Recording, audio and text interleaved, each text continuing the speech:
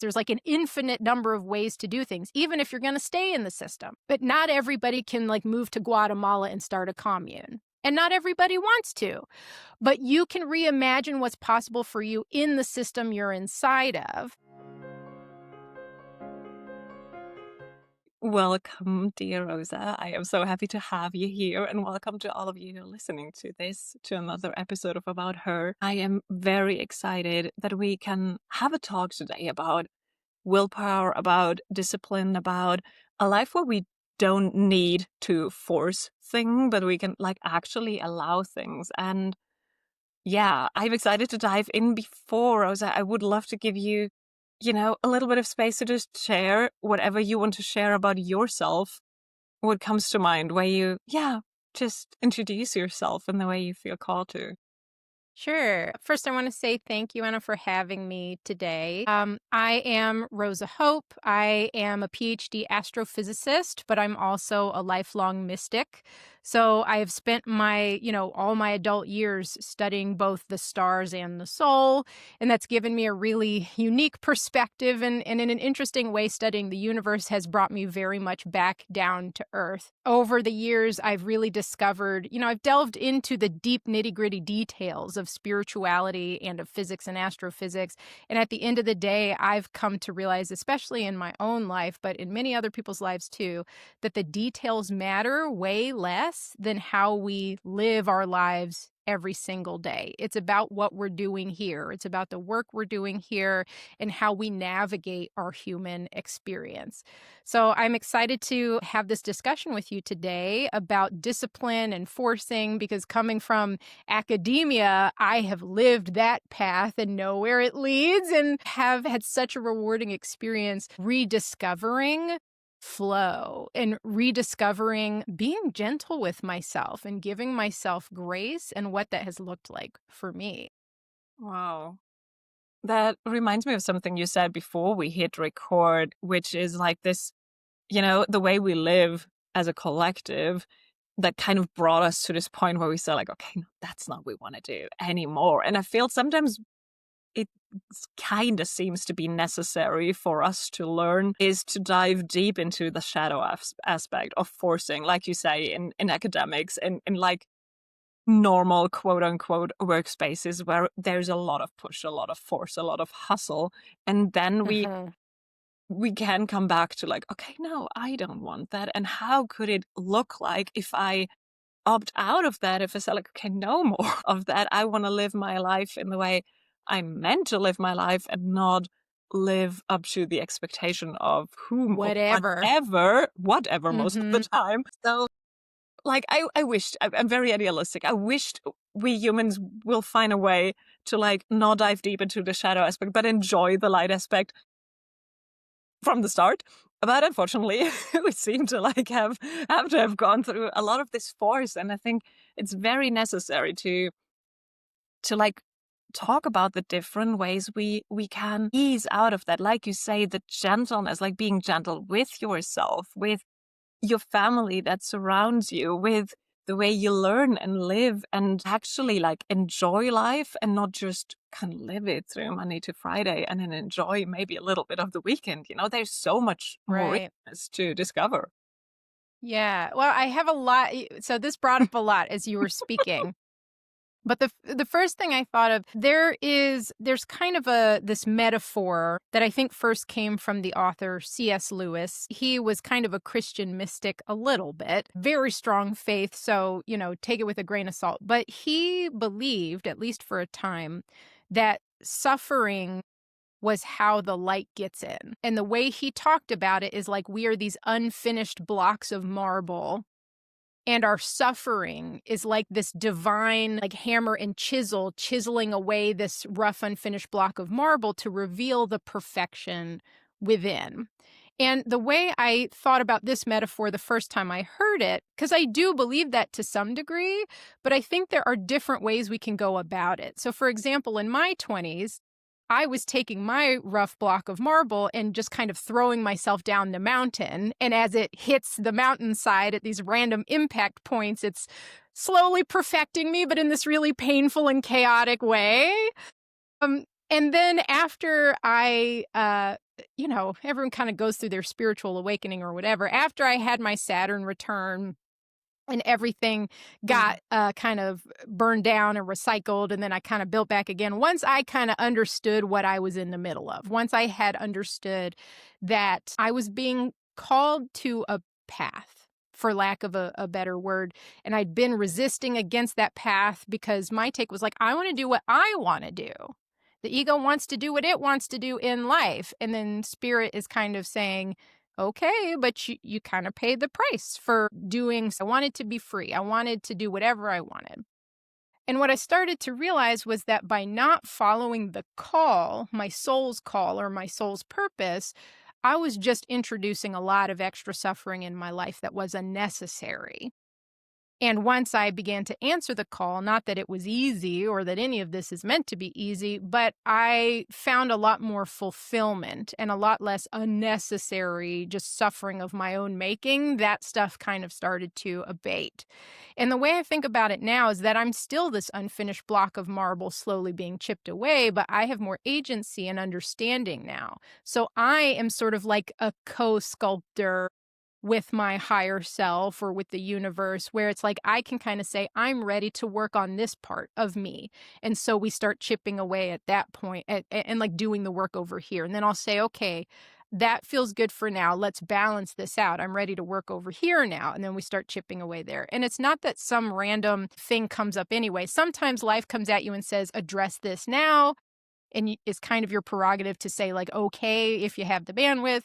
But it's the difference between throwing yourself down the mountain and like being kind of a co-creator or co-sculptor, helping, having the self-awareness to know the parts of yourself that need to be worked on, or little sticking points or distortions that you should address. Or for example, we were talking about narratives. What our society or economy or cultural system, these narratives that we are taught growing up about how we should live or who we should be or how work should feel and things like that, and taking the time to deconstruct those narratives and ask, well, how much of this is actually true? And how much of this is a role or a box that I've been put in that I've been struggling against all this Mm. time? Mm. Yes. Yes. I love the picture. Mhm. Thank you so much. I'm a very visual person, so I could literally see the block falling down. And it's such a beautiful analogy. And I agree on that with the raising of the self-awareness that so many of us, at least like in the age we're in, didn't have as our younger versions. But like with the raise of awareness where you say like, oh, okay, well, that's something that where I limit myself or where there's some deconditioning to be made because this is just not fitting me anymore. And actually, I am called to something else or I am something else. So with the awareness, we can actually say like, let's work over here and go into this co-creation mode. But before, I feel a lot of people are in this place of, let's call it being lost and kind of stumbling through life and saying like, okay, that's not me. No, that's not me. I've tried that. That hurts really bad. So I retreat back, Mhm. opening up your heart in a relationship, then being heartbroken. Then it's like, I will never, ever, the same thing happens with work.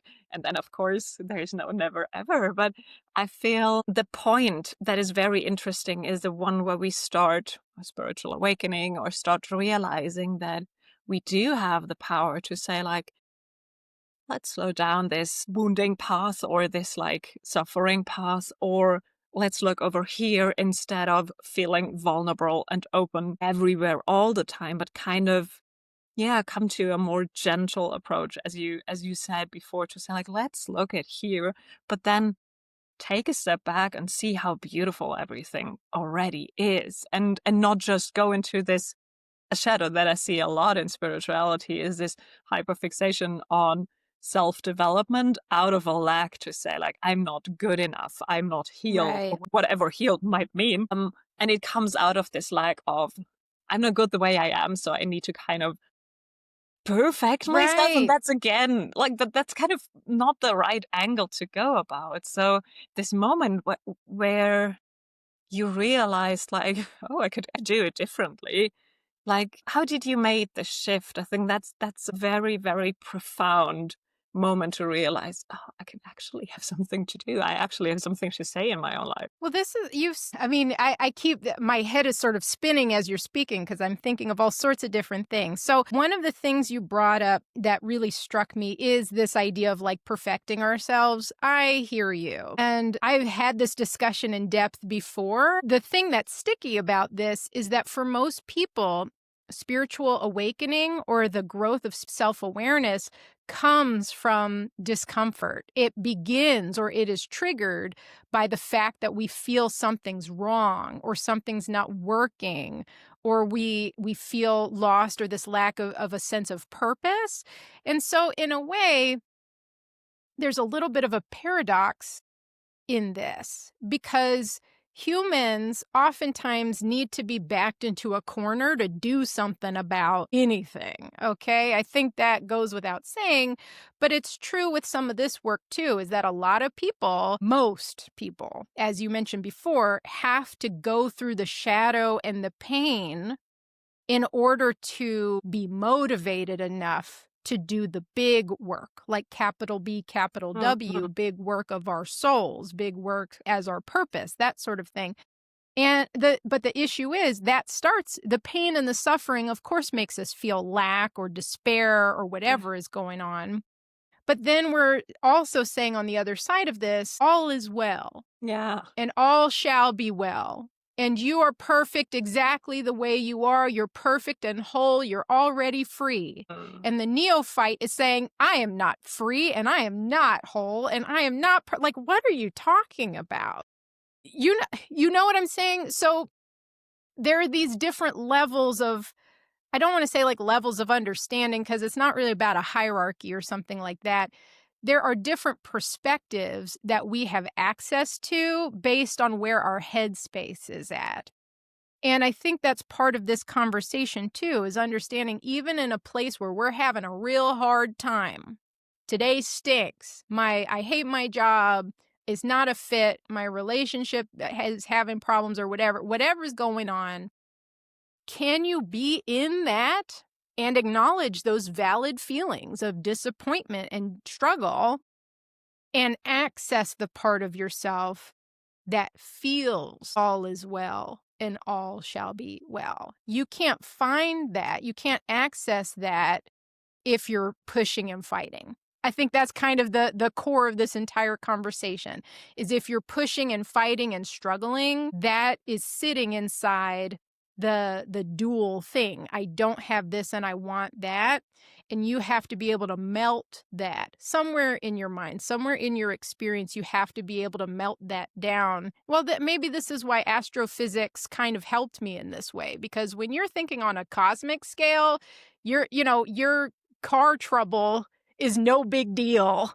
So like it's about this perspective. It's about being able to shift outside of the immediate and see the bigger picture a little bit. But again, very difficult to communicate that to someone who's in the thick of it right now, especially if it's not of their own making, so to speak. Sometimes we create our own problems. That was me in my 20s. I was like, if things were too calm, I will create a hurricane. Watch Yeah. me. Okay. But there are people in the world that are dealing with oppressive or exploitative systems, governments, families. There are times when it's not something that our conscious mind created or put ourselves in, but we still have to find a way to keep going. We still have to find a way to navigate whatever our circumstances actually are, which is why we're in pursuit of this peace, why we're in pursuit of this space where we can float and flow and be with ourselves and experience presence. But we do need to be able to check out of the struggle long enough to find it. Now, as far as this thing, like we're sort of already perfect, we're already free, the ego self or the personality is not experiencing that. So let's just go ahead and own that and say, okay, I am not experiencing my consciousness as a liberated and totally enlightened being. I'm still incarnated. I'm hanging out with y'all. And because we're all here together, there ain't that much hierarchy. Like, everybody here is pretty close, generally speaking. Otherwise, we wouldn't be here, right? But what we're talking about is the larger aspect of self, the higher self or the superconscious self or the origin self that Mm. this little tiny spark of individuation comes from. That is the part that's free, that's always been free, that is perfect in its wholeness. But we can't experience physical reality. We can't experience the contrasts and the way of creating with physical matter. We can't do that from that perspective. We can only do that here. So, in a sense, incarnating, although it can feel very challenging and very restrictive, is an opportunity to do something we couldn't do any other way. Mm. And so we're trying to find our way to seeing it in that way, and not giving ourselves over to its difficulty, not beating ourselves up either. Some of us are coming from academia. I have worked with some of the smartest people on planet Earth. And inside of the structure of academia in the research world, they get ground down into hamburger meat. And I've seen them depressed and feeling like they're the dumbest people on earth because of the system and the process you have to go through to come out the other side and have a career. Isn't that wild? It is. There are so many aspects to the way our systems work that are just inhumane. They're Mm. extractive and they're meant to beat us down and keep us like keep us away, separated from our power, because there are people. Well, now I'm getting on my soapbox. Watch out, everybody. Be careful, Rosa. Good. Look, there are very few people that hold the majority of wealth extracted from our planet. Isn't that wild? We don't have to allow that. There's billions of us. Yeah. Okay? You don't have to do things in a way that continues and perpetuates this type of structure. We can do things differently. You can do things differently. Does it mean disappointing people in your family or your friends? Does it mean losing some of your friends? Does it mean having to radically reimagine what your life might look like and no more like keeping up with the Joneses? Totally, because if you want to keep up with the Joneses, you got to play the Joneses game. And if you don't like it, and if you're not winning that game, maybe it's okay to take your ball and go home. Yes. Oh my gosh, I have like about 100 things. Let's see how many I remember. Thank you. First of I'm all, salty this morning. you are. What comes to me very strongly while you talked is, I think maybe it's a universal joke. I always take it as one, is this polarity aspect that comes in so strong from both sides. And I feel what is really, really important for us incarnated souls right here is to kind of remember that we hold the power to actually look at things from this and this perspective at the same time. Because most of Yes. us are like, that's right or that's wrong. And there's nothing in between. But what we actually do, like, I have always the visual of kind of a vessel or a valley. And in between is this lying aid where we dance and we go this way and then we go this way. And then we kind of gather our data from all of these sides to merge into the sweet spot. But most of society in general, or non-playing characters, or however you want to call them, us in a big like bottle, we are unconscious of that. So it's like you're either right or wrong. It's either good or bad. You're either forcing or allowing to wash things over you. So like this sweet spot in the middle, that is what I feel is when this awareness comes in and we actually go like, no, I don't have to participate in that. I feel exploited. I feel however overworked, overwhelmed, burned out from the society we live in. How to get out of it, this access to the, let's say, like the divine information or the information from your higher self, your intuition, basically. If we don't trust we have that as incarnated soul, then it's very hard to say, like, okay, I don't like, what should I do about it?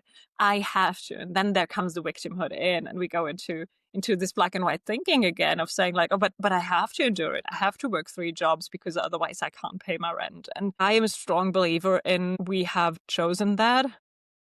Hmm. We're here in this very moment, in this state, in this part of the country, in this whatever system we're in, because our souls chose that consciously, but now we don't remember. So it's our Yeah, job to like kind of come back to that. And yes, it's hard. I agree on what you said. If you tell that to someone who is really struggling with a very heavy, maybe traumatic situation, and you say, like, well, you chose it. So, your responsibility anyways. That's not helping. So right. I feel sometimes it's about introducing this awareness. That's how I see the universe's job often, is to introduce it in a very like trickly way, not all at once, because most of humans couldn't handle it, because that That's would be right.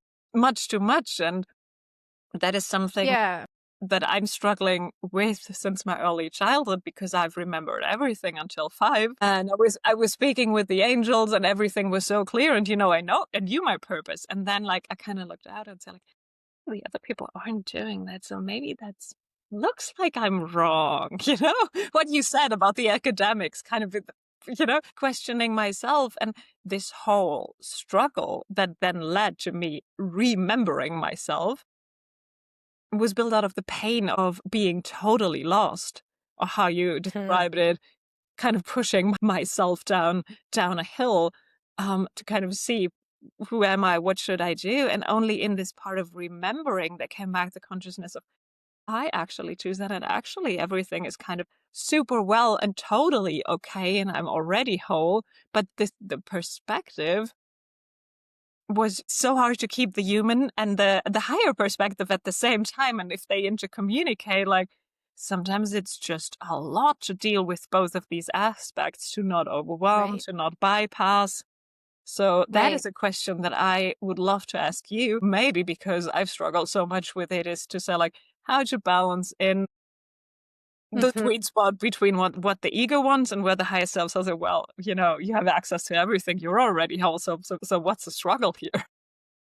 Right. Well, I have sort of a fairly simple exercise that I share, but I also want to say that being able to sit with nuance and to be able to sit with conflicting truths Hmm. is like a muscle you build over time. So we are not the way we're raised and the way Western culture is, we really like the simplicity of right and wrong and like good and bad. It's like we like that because it's comfortable and it's easy and we can like stick it in a bucket and pretend we understand it. But social and cultural and emotional and psychological maturity and even spiritual maturity is shown by your ability to hold these things at the same time. It's a yes and approach instead of an either or approach. And that can be really tricky, especially since there's a lot of BS out there and a lot of like manipulation and stuff like that. It's like, can we just hold that everything's true? That's not what I'm saying. So you need discernment to balance your yes and, Hmm. right? And also remember that if something feels fishy to you, it probably is, you know. So, but how do we empower ourselves? How do we learn how to trust our intuition? Issue being that most people's intuition is like a limp noodle because they haven't been using it in a long time. So, trusting yourself, unfortunately, when you're just starting out with this, is more like trusting your programming, which can be a problem. You don't want to trust your biases. You don't want to trust your programming if it's based on a value system that you don't agree with. So, step one, well, I mean, we're getting into stuff that I like tell the people I'm working with, but y'all get to hear it today. Step one is to really identify your values and do a major house cleaning on them. Because most of the things you think are important, most of the things that you want to operate from are not going to match your culture's values or your parents' values or even your spouse's values. And so that's where I begin with everybody, because if you know what your values are, you will always have your compass. Hmm. And when your intuition is still weak, shall we say, that compass of your values will get you started. Okay. But what you have to do to strengthen that is to commit to making your decisions in your life. Unfortunately, there's a lot of things that we don't have control of, or you're still in a place where I have to do this or I have to do that. What if we just say, okay, there's some stuff you have to do. There's other places in your life where you have a choice. So focus where you do have a choice that you're aware of. Let's start there. And every time you're making a decision, make that decision from your values, not from the outcome, not from your emotions per se, but from your values that you have identified. So nothing is random, nothing is slapdash. You know what your values are, and you're choosing in accordance with those values. So that means you're living with integrity now.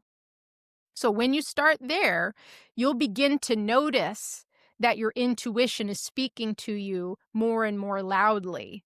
What's happening is that using the compass of your values is allowing you space to do the right thing and begin to hear and understand how your intuition is actually the root of the values you actually hold in your heart.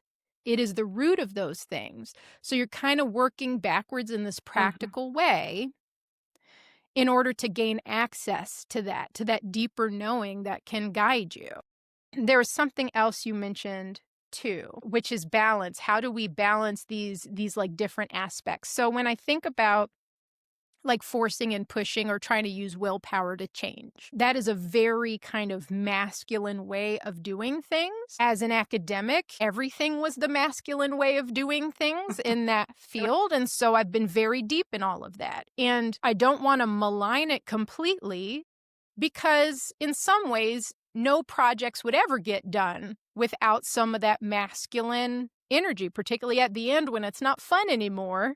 Finishing a project requires some of that. So I'm never going to throw it all the way out. However, that being said, we are in a place now where it's almost like it's becoming harmful if it's the only set of tools you have. Because it means you're I'm trying to choose my words gently. You're pushing against things all the time, and so you're weakening yourself. We can't use those tools all the time. And in fact, I think this is something you've talked about before, Anna, which is when you're trying to use willpower or force to change something in yourself, when you don't have any bandwidth, it's not working. And that's actually your little indicator, that's your little alarm bell that's saying this is the wrong tool for the job. We need rest too, and we need nurture. We need space and grace. We need stillness and care, because without all of that, we can't replenish ourselves. Whatever you're pulling from in those moments when you are pushing needs to be replenished. And for me, that's what balance is about. I still really love my masculine aspect because it has helped me achieve incredible things that I'm very proud of. I've also hurt myself pushing in the past. And so I know the price that we pay when we have an over-reliance on that one way of doing things.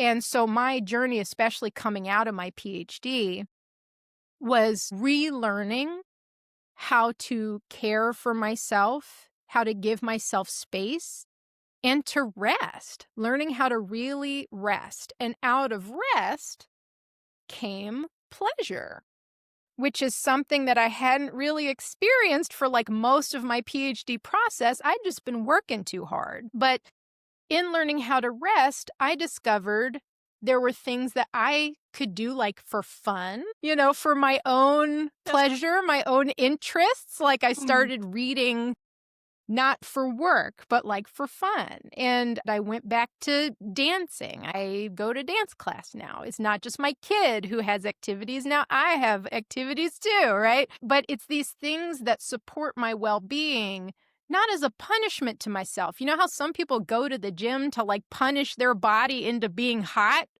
Stop it. Stop it. Yes. You're on fire. You're already hot.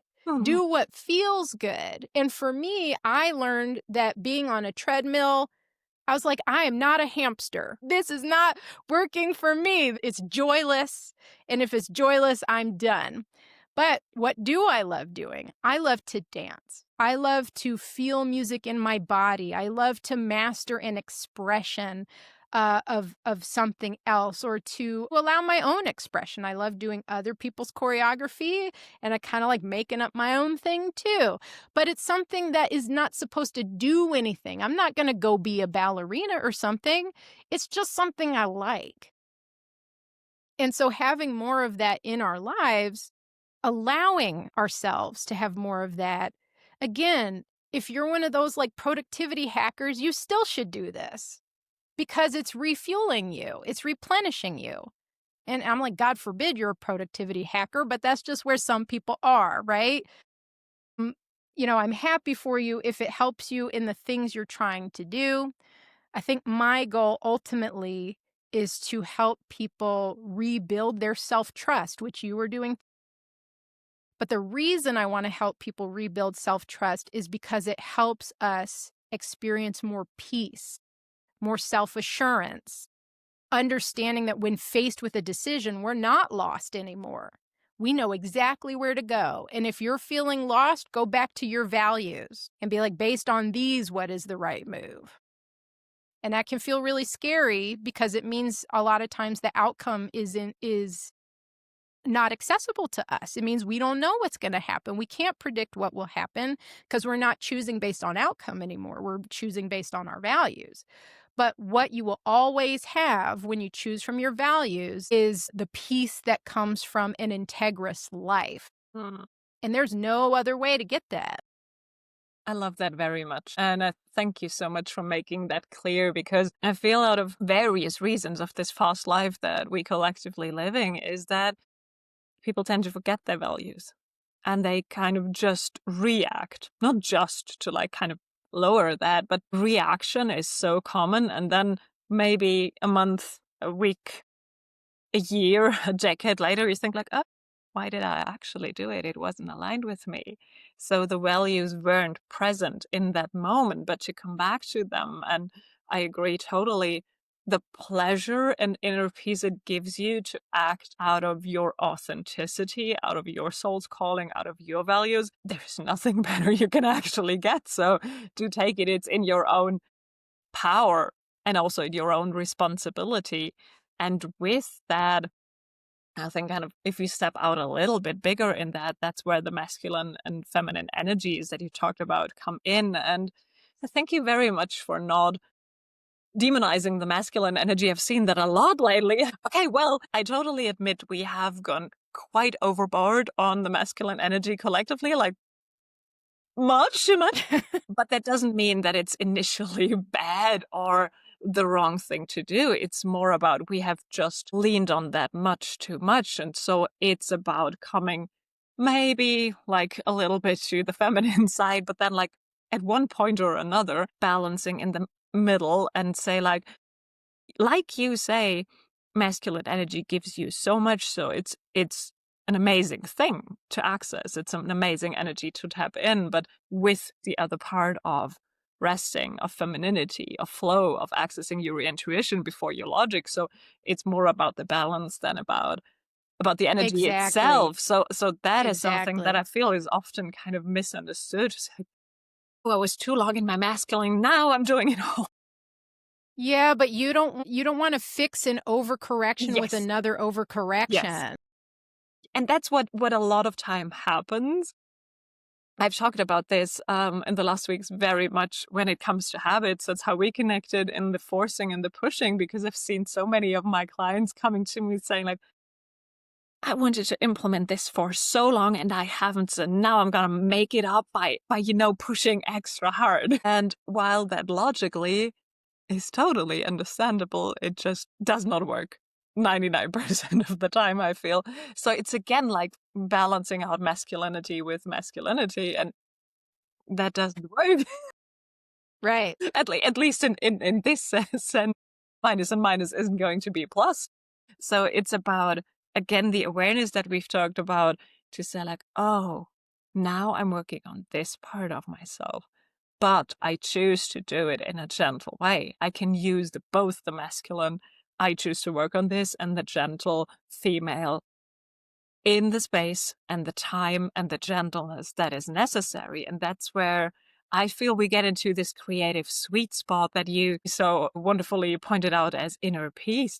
Here's where I'm doing or being or embodying what my soul actually came here to know, to experience, to kind of get a feeling for. And that's where it gets pleasurable, which is Mhm. the whole thing that we're here for, isn't it? Sure. Well, and I think the piece that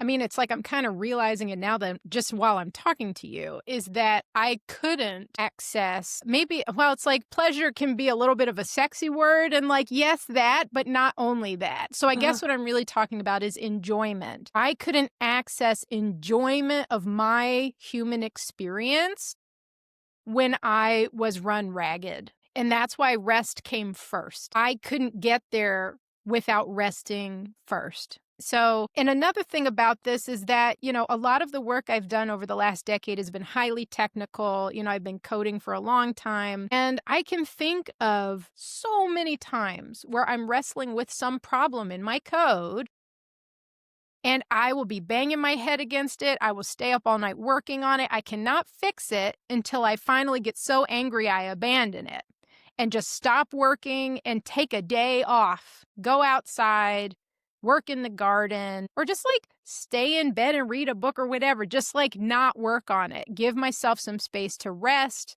to process my frustration. And then I'll come back after resting and I'll fix it in an hour. That has happened so many mm, times. And I think that's part of this. It's like you need to gain an understanding of when it's the right tool for the job.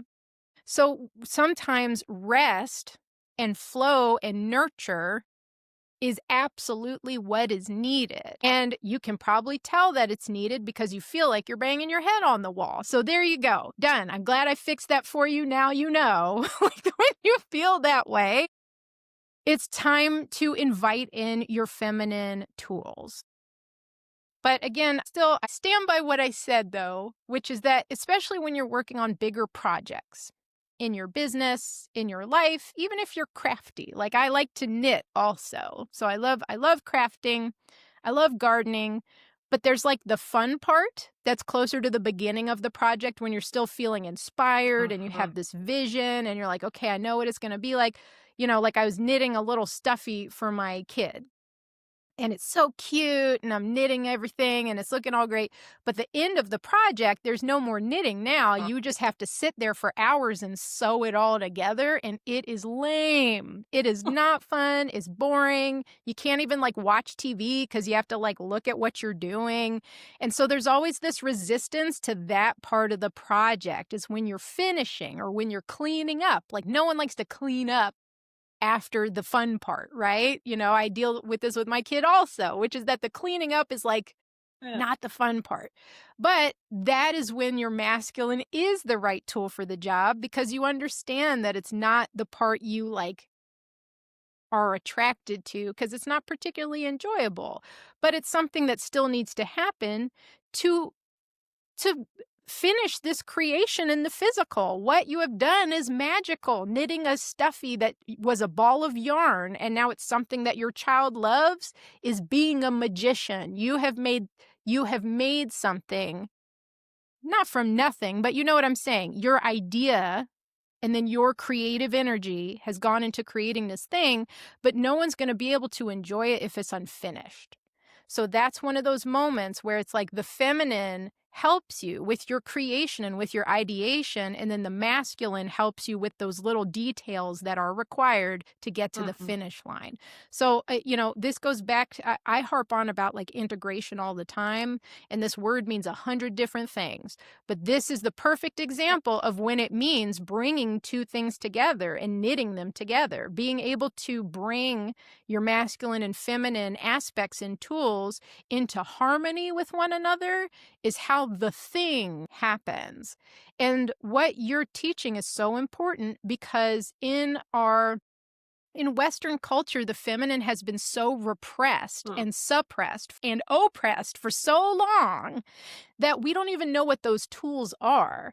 And some of these like puritanical ideas actually teach us that feminine tools and feminine experience are like wrong or Yeah. bad or lazy or any number of those things. And it's time to let all that stuff go. Those people are scared. They're scared of what femininity means. They're scared of what receptivity means. But it's actually just part of being like a healthy individual. Yeah.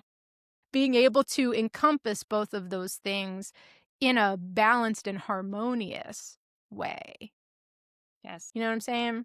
I totally know what you're saying. And I love very much the way you speak about the tools because I just came to realize while you were talking that I feel that many of us collectively, and definitely a past version of me, have, how to say it, defined the masculine tools as the only tools, but to like kind of see femininity as a tool in itself, to counterbalance the masculine tools.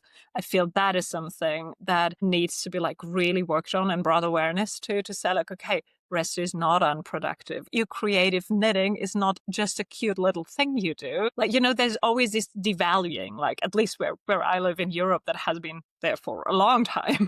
Like that's how sweet is that? The femininity has always been like very belittled in a way.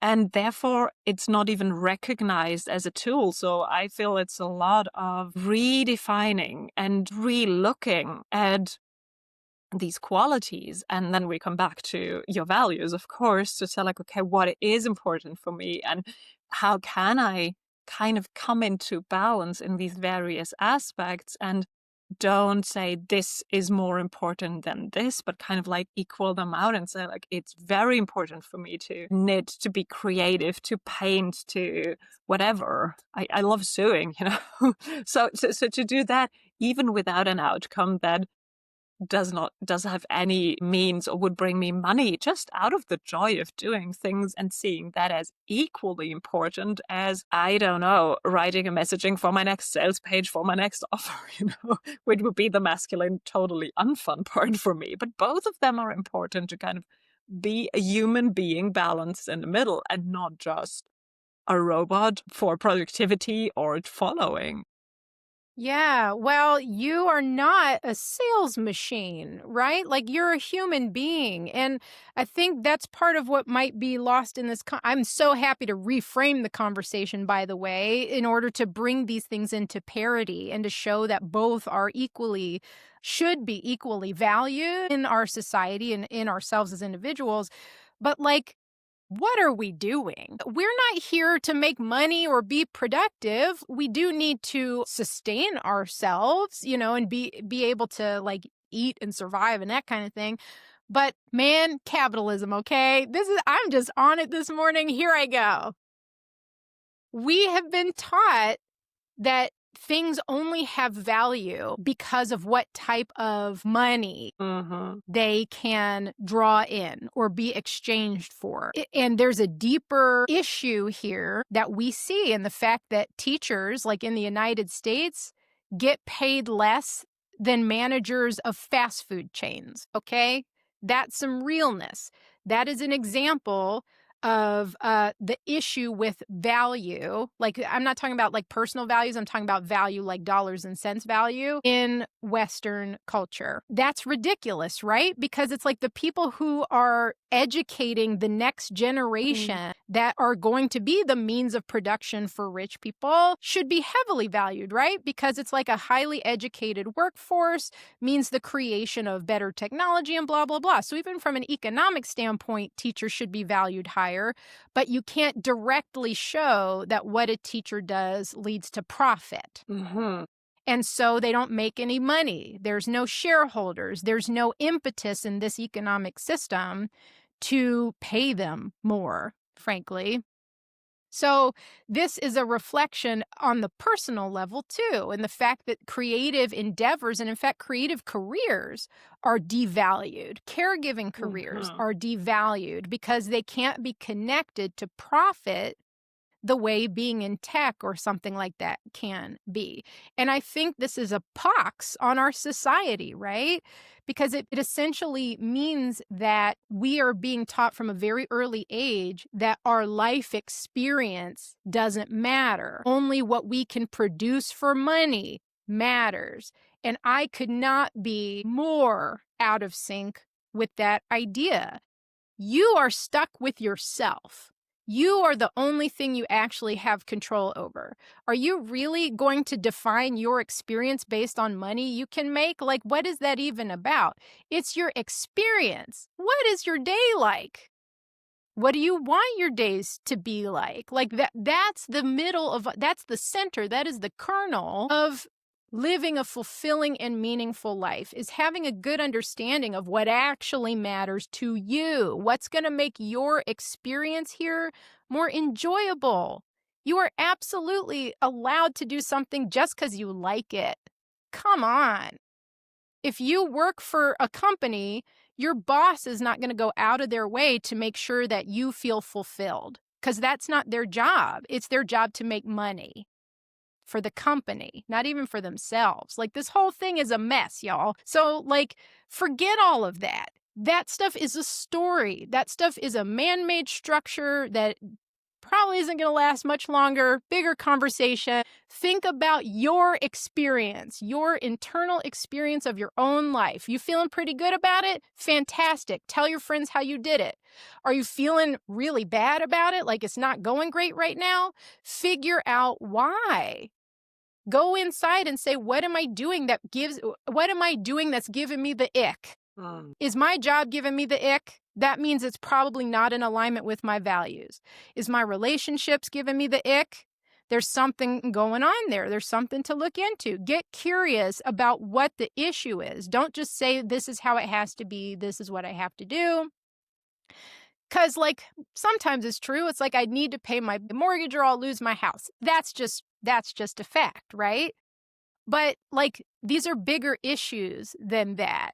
You need to, well, I keep saying this, radical reimagining of what your life can actually look like. There is not one way to do things. There's like an infinite number of ways to do things, even if you're going to stay in the system. I'm not saying you can, like, but not everybody can, like, move to Guatemala and start a commune. And not everybody wants to. Yeah. But you can reimagine what's possible for you in the system you're inside of and get curious about that and start to think about it and start to use those areas where you do have a choice to start moving the needle. It is not a done deal that your life has to suck. It's not.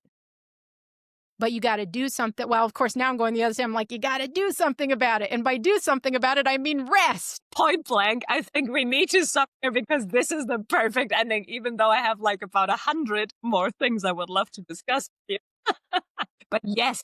Gosh, Anna, you woke me up early this morning. Here it is. My gosh. I love that. Thank you. That is so beautiful. And My I gosh. deeply love the passion and the clarity that you speak about the way we can empower ourselves. I think that is very amazing, and it's very important to sometimes really get it straight into the face, because normally, like, you know, one of the channels that I love, he always says, like, humans are masters of limitation, and I couldn't agree more on this.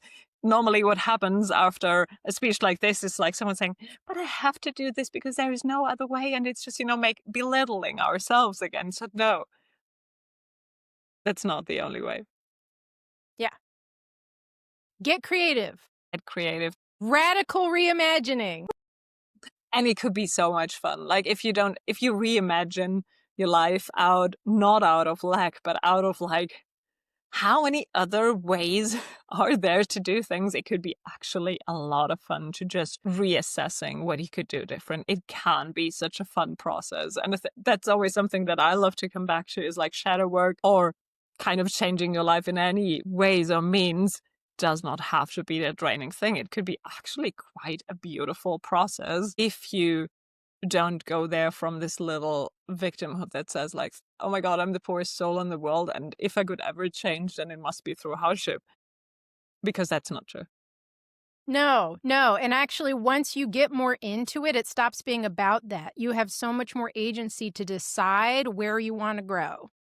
You do have to kinda get over the hump first, it's true. So for most not everyone, but for most people, it does start from this place of hardship and victimhood because life is not going very well. But, let your life be your big project. Not even your business, like your life. Let your life and your lifestyle be your big project. Because then the only question is like, how? How could I make this work? And I'm not talking about flights of fancy. I've seen some people in containers that I've joined that take this radical reimagining on as like, I'm going to be a billionaire and own a yacht. And I'm like, no, Really? that's not what I'm talking about. And it's not about being realistic. It's not that. It's that you're focusing on the wrong thing. Because again, you're in that narrative that's about money and stuff. And I'm saying, get over that. It's about your experience. How do you want to feel? How do you want your days to feel? What do you actually need? Because, boy, you will free yourself if you can discover how few your needs actually are. So, Because if you can start there, it means you can build out almost anything you want. so true. Thank you so much. This is so lovely. I will Yeah, I've been stop so here. intense today. I love that very much. I love the fiery aspect. That's very necessary and very Yeah. beautiful. I must have got struck by lightning or something because, like, this was not the vibe yesterday, but man, it But came for me it came today. out today for the perfect time for this recording, and that's very beautiful.